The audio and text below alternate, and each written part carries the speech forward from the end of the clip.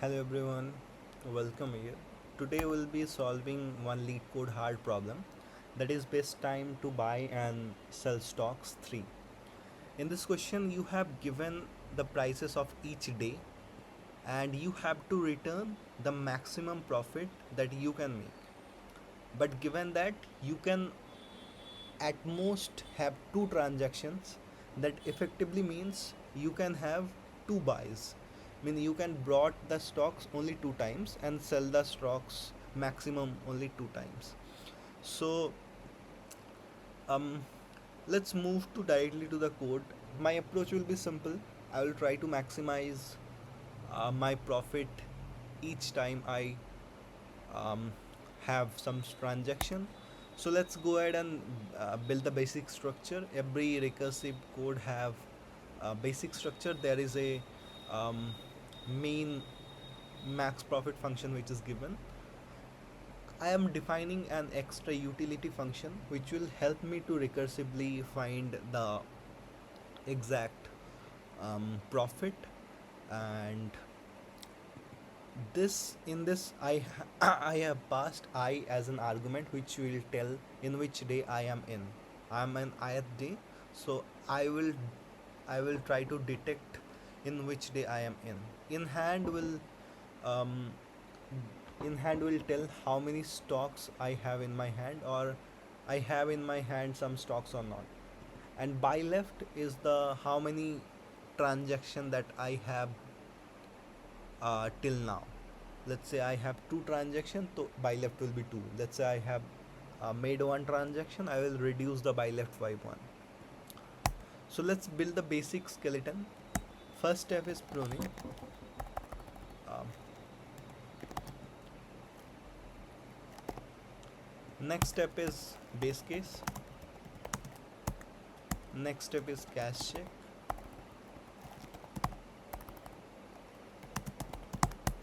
Next step is compute, and then I will save the computed value and return from. Okay, so let's go ahead and write the compute first. Let's go ahead and try to build the core logic first. So I can always make zero profit if I don't buy anything or don't sell anything. I'll have effectively the zero profit. If I something have in my hand, let's say this is greater than zero, and at the same time I have transaction to make, that means I have buy left that is greater than zero, so I can um, buy, and I can like, if it should be zero, it should be zero because I should not have any stocks in my hand. That means I can effectively buy that. So buy left is if it is greater than zero, then I have two option. I can buy and I can not buy. I can remain as same. So if I buy, I have to give the price of that particular day. So prices of that particular ith day, plus I will go to the next day, and I have used one transaction because I have brought the stock for that particular day. So my in hand will be 1 because it was initially 0. After that it will be 1. And buy left effectively reduces by 1. So I will decrease the buy left by 1. But if I don't buy, I will get 0 profit, 0. I have to give 0 cost for that day, and I will directly go to the next day, and in my hand there will be 0 stocks, and buy left also will be the same because I have not brought anything.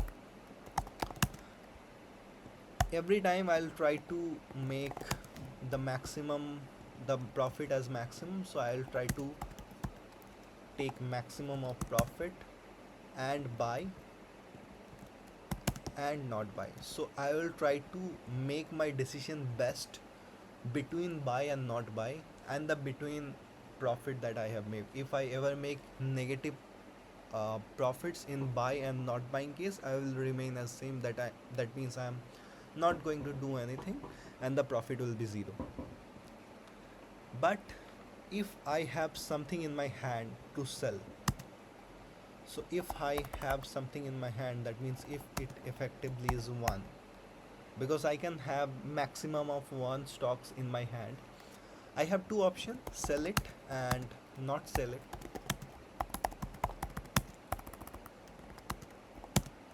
So if I sell it, I will get the price for the particular day. So I will sell it, and I will go to the next day and try to maximize my profit.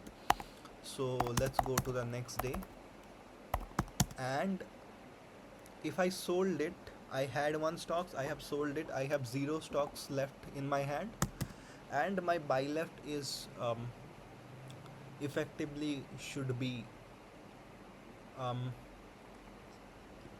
it should not be changed because I have not brought anything. I have just sold it, right? I have not brought anything. But if I don't sell it, I will um, have 0 profit or 0 revenue.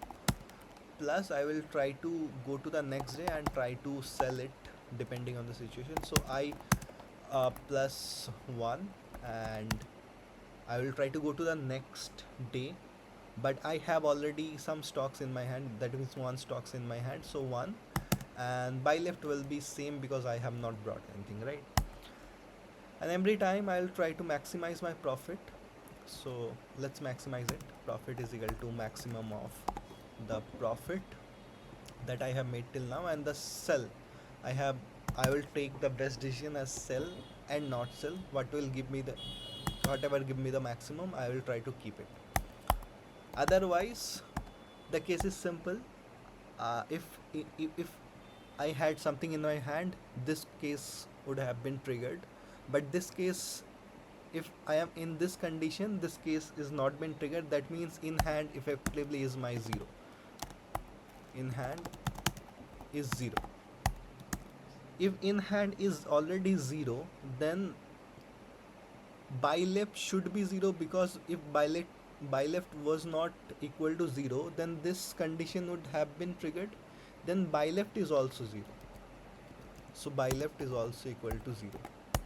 So in this case, what I'll do, I'll try to remain as same. I will not buy it, I'll not sell it, I will just remain as same. So don't do anything in that case. So don't do anything. So I will remain same. The remain same will be simple. I will just go to the next day with the same parameters. Just I will go to the next day. The buy left and in hand will be the same. That is effectively the 0 0, because both are 0 0, right? And I will try to take the maximum of it. So profit should be the maximum of profit and remain same. And I have the profit left in my hand. I will try to return it. Return the profit from that particular array. So before that, I have to I don't think there is need we need any pruning in this particular problem. But for the base case, if I encounter 0, or let's say I am starting from 0, so if I encounter n, so I'll be returning 0, because I cannot have profit out of that, because I am already at index n, and n is actually the length of the particular array. So I will have the length as like this. Okay, so I will try to call the utility function from the day 0. I have 0 stocks in my hand, and as mentioned in the problem, I can have at most 2 transactions. That means I can have 2 as my parameter for buy left. And what it will return, I will directly return from here, right? But before that, let's add memoization to it. But before that, let's just run it once for the checking if it is working or not. So it is working perfectly. Let's go ahead and add memoization in this code. For memoization, I will be initializing a dp array, which will be a three-dimensional array, or you can say two-dimensional array also.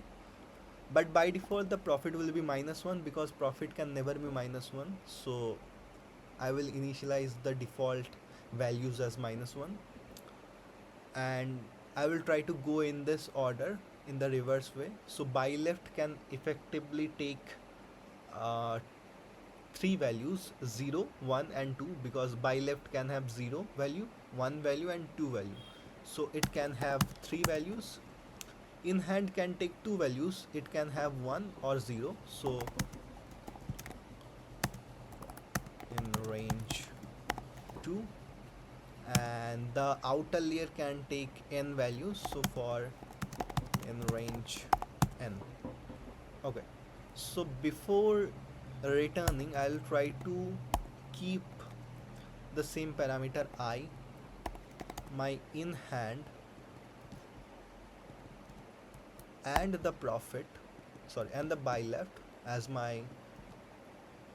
Before returning, I'll try to store that, and if I will check before calculating, I will check if I have calculated it or not. That means if it is not equal to -1, that means I have already calculated it.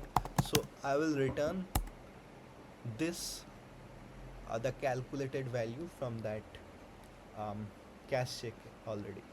So I'll run this code.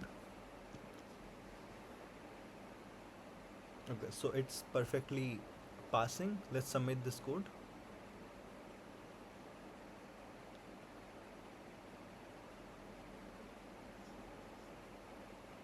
Great, so it passed.